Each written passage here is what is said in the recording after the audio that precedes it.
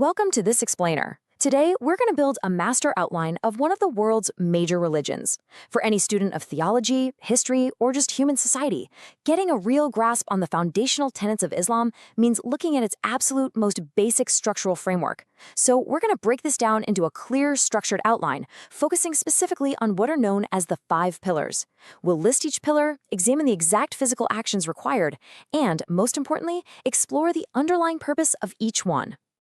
But before we dive into the pillars themselves, we really need to start our foundation to spire journey by defining the faith itself.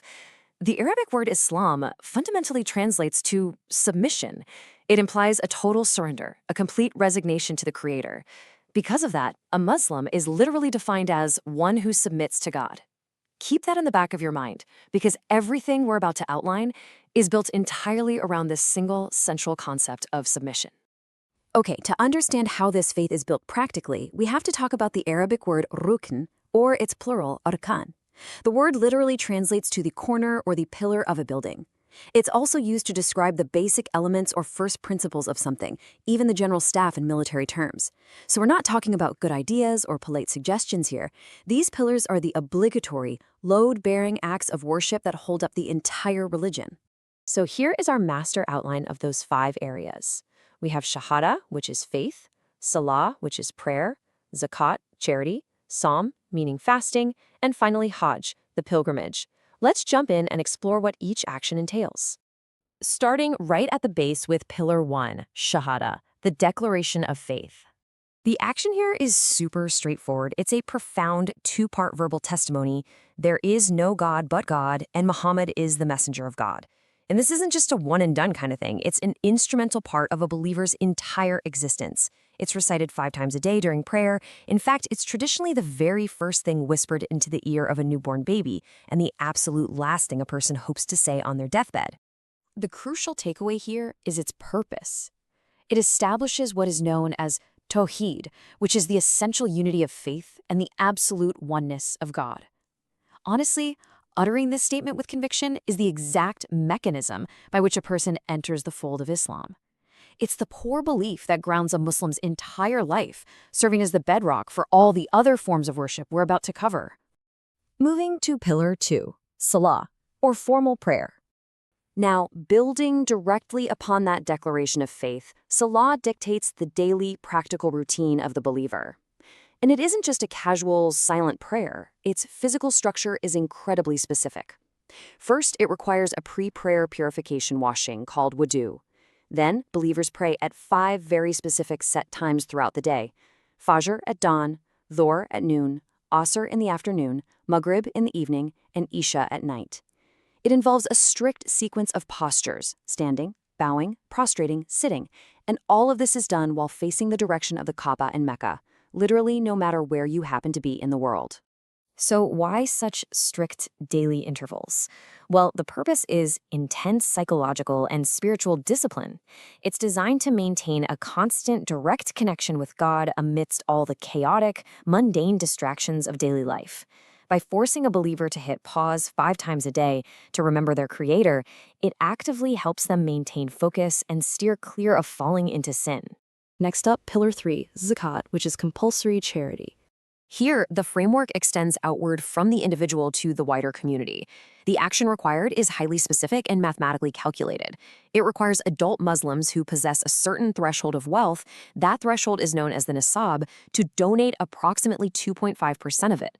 And just to clarify, this isn't an income tax. It applies to accumulated assets held for a full lunar year, like cash, gold, silver, and business investments. This is where it gets fascinating, because the word zakat literally translates to purification and growth. By giving away this 2.5%, it actually legally and religiously purifies the rest of the believer's remaining wealth. It's a physical reminder that everything ultimately belongs to God. On a practical level, this wealth is distributed directly within the community to ease the economic hardship of the poor, the needy, debtors, and travelers. It is a built-in mechanism actively striving to eliminate social inequality. That brings us to Pillar 4, Sawm, or fasting. Sawm turns the focus back inward through a massive test of self-discipline over an entire lunar month, the holy month of Ramadan. The action involves absolute abstinence from food, drink, and intimacy from dawn until dusk. But here's the kicker. It's not just about fasting from food. Believers are also expected to strictly refrain from anger, envy, gossip, and profane language. Now, importantly, the religion is very pragmatic here. It doesn't want people to harm themselves. So the sick, the elderly, prepubescent children, travelers, and pregnant or nursing women are entirely exempt. And when the month finally wraps up, it joyously concludes with a massive 3-day festival called Eid ul-Fitr. The purpose of this intense discipline is pretty remarkable because it builds both the body and the soul. On the physical side, medical literature often points out that fasting gives the digestive system a much-needed annual rest, eliminating harmful fatty substances and helping renew body tissues. But the spiritual health aspect is the real core of it. It's meant to dramatically increase taqwa, which is God consciousness. Willingly experiencing hunger teaches incredible self-discipline, and it fundamentally opens the believer's heart to genuine, lived empathy for those who go hungry not by choice, but by circumstance. Finally, we reach the spire of our framework. Pillar 5, Hajj, the pilgrimage.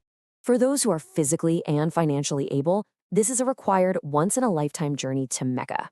The action of Hajj is a highly choreographed series of ancient, rigorous rituals. First, pilgrims enter a state of purity called ihram, wearing identical, unstitched white sheets. Next, they perform tawaf, which is walking 7 times around the Kaaba. Then they perform sa'i, traveling back and forth 7 times between the mountains of Safa and Marwa to honor the historical endurance of Hagar. After that, they gather for wukuf, a standing ceremony on the plain of Arafah to remember the Prophet Muhammad's farewell sermon. And finally, there's Rami, where they throw stones at pillars in Mina, symbolically rejecting Satan. Now, the purpose behind this incredibly taxing physical journey is profound. Think about the ihram. By stripping away everyday clothes and mandating identical white sheets for literally millions of pilgrims at once, the Hajj completely erases every visual marker of race, class, wealth, and social status. It serves as a visual, tangible proof of absolute human brotherhood and total equality in front of the Creator. So there we have it. We've built our master outline of the 5 pillars, from a simple daily declaration of faith and a 5-time-a-day prayer routine to an annual wealth purification, a grueling month of fasting, all culminating in a once-in-a-lifetime pilgrimage. As we wrap up this explainer, I want to leave you with a question to really chew on.